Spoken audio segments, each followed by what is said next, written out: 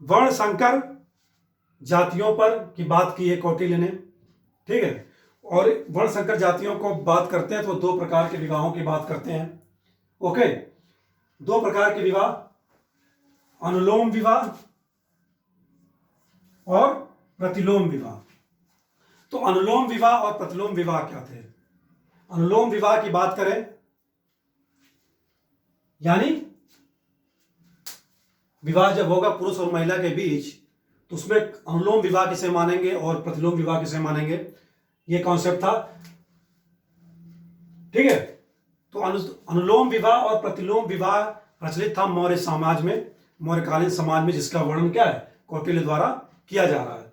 यानी कि कोई भी किसी भी वर्ण का स्त्री या पुरुष एक दूसरे वर्ण में क्या है, शादी कर सकता था। और इसी आधार पर विवाह को क्या दो भागों में बांटा गया है कौटिल्य द्वारा, अनुलोम और प्रतिलोम। अनुलोम का अर्थ यह हुआ कि जो पुरुष होगा, मेल होगा, अगर वह उच्च वर्ण का है, ठीक है, जैसे ब्राह्मण, क्षत्रिय, वैश्य, शूद्र। ब्राह्मण करता है क्षत्रिय से, क्षत्रिय करता है वैश्य से, वैश्य करता है शूद्र से, ठीक है। तो ये क्रम आ रहा है कि पुरुष जो हो कहाँ का, उच्च वर्ण का हो, और महिला क्या हो, निम्न वर्ण की हो। निम्न वर्ण यानी मान लेते हैं एग्जाम्पल के थ्रू, अगर क्या है कि उच्च ब्राह्मण पुरुष है और क्षत्रिय महिला है, ठीक है, तो यह क्या है, अनुलोम विवाह है। क्षत्रिय पुरुष है, वैश्य महिला है, तो यह भी अनुलोम विवाह है। वैश्य पुरुष है और शूद्र महिला है, तो यह भी क्या है, अनुलोम है, अनुलोम विवाह के अंतर्गत आता था, ठीक है। शूद्र उल्टा हो जाएगा तो वो किसमें आ जाएगा, प्रतिलोम विवाह में, ठीक है। तो ये तो बात हो गई अनुलोम विवाह की, यानी कि पुरुष उच्च वर्ण का और महिला निम्न वर्ण की। अब बात करते हैं प्रतिलोम विवाह क्या था। प्रतिलोम विवाह जस्ट उल्टा उसका, यानी कि पुरुष क्या होगा, निम्न वर्ण का हो जाए और महिला उच्च वर्ण की, यानी ब्राह्मण, क्षत्रिय, वैश्य, शूद्र, ठीक है। क्षत्रिय शादी कर रहा है किससे, क्षत्रिय पुरुष शादी कर रहा है किससे, ब्राह्मण महिला से, यानी कि ब्राह्मण ऊपर थे ना, उनसे नीचे क्षत्रिय को माना जाता था। तो अगर क्षत्रिय पुरुष ब्राह्मण महिला से शादी कर रहा है तो वो भी क्या है, प्रतिलोम विवाह है। अभी देखेंगे हम कौन सी वर्ण संकर जातियां उत्पन्न हुई मौर्यकालीन समाज में इन विवाहों से। या वैश्य महिला हो, वैश्य पुरुष हो, क्षत्रिय महिला हो, ये भी प्रतिलोम विवाह में आएगा, ठीक है। शूद्र महिला हो, शूद्र पुरुष हो, और ऊपर के वर्ण जो हैं ब्राह्मण, क्षत्रिय और क्या वैश्य महिला हो, तो वो क्या है, प्रतिलोम विवाह में आते हैं। ओके, मेनली कॉन्सेप्ट समझेंगे अनुलोम में क्या, उच्च वर्ण का पुरुष, निम्न वर्ण की महिला, ऐसे रख लेंगे ब्राह्मण, क्षत्रिय, वैश्य, शूद्र के हिसाब से ऊपर से नीचे की तरफ। और प्रतिलोम विवाह नीचे से ऊपर की तरफ रख लेंगे, शूद्र, वैश्य, क्षत्रिय, ब्राह्मण, तो क्या हो जाएगा, प्रतिलोम विवाह, निम्न वर्ण का पुरुष और उच्च वर्ण की महिला।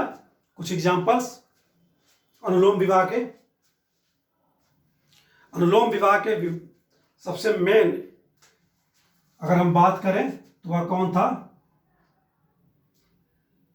इसके एग्जाम्पल की बात की जाए अगर तो रथकार, जो रथ बनाते थे, व्यवसाय करते थे, रथकार।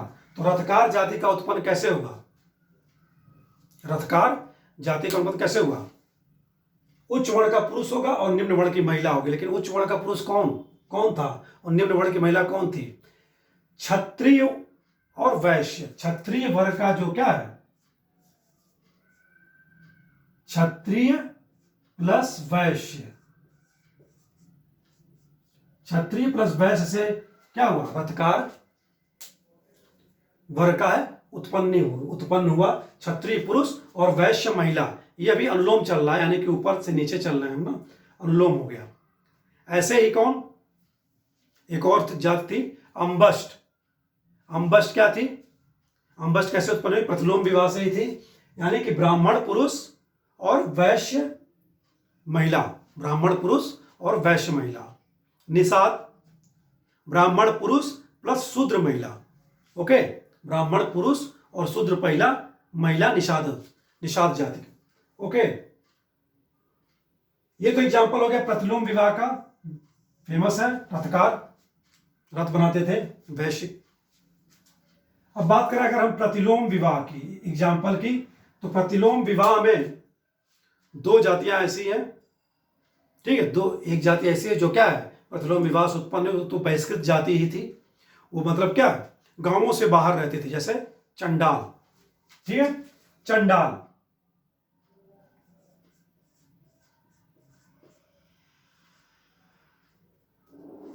चंडाल जाति की उत्पन्न जो हुई प्रतिलोम विवाह से हुआ।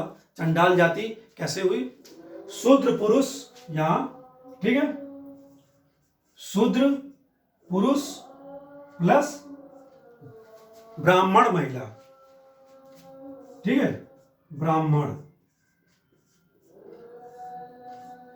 ओके, तो चंडाल की जो उत्पत्ति हो रही है, चंडाल जाति की, चंडाल वर्ग का प्रतिलोम विवाह से, यानी शूद्र पुरुष है और ब्राह्मण महिला है, ठीक है। और यह क्या थी, बहिष्कृत जाति थी, यानी समाज से बाहर कहाँ रह रही थी, सामाजिक स्थिति में थी, समाज से बाहर नहीं कह सकते क्योंकि समाधान में इसका उपयोग होता था जलाने में।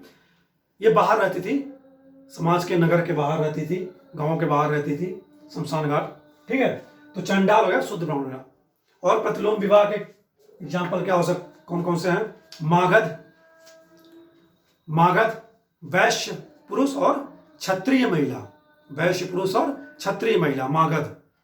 वैदेहक शूद्र पुरुष और क्षत्रिय महिला, शूद्र पुरुष और क्षत्रिय महिला। ये तो कुछ एग्जाम्पल्स हैं प्रतिलोम विवाह अनुलोम विवाह के, ठीक है। क्या पता पूछा जा सकता है चंडाल और रथकार के, क्योंकि ये इंपॉर्टेंट है, ठीक है। सामाजिक व्यवस्था की बात की, कौटिल्य के थ्रू हमने देखा।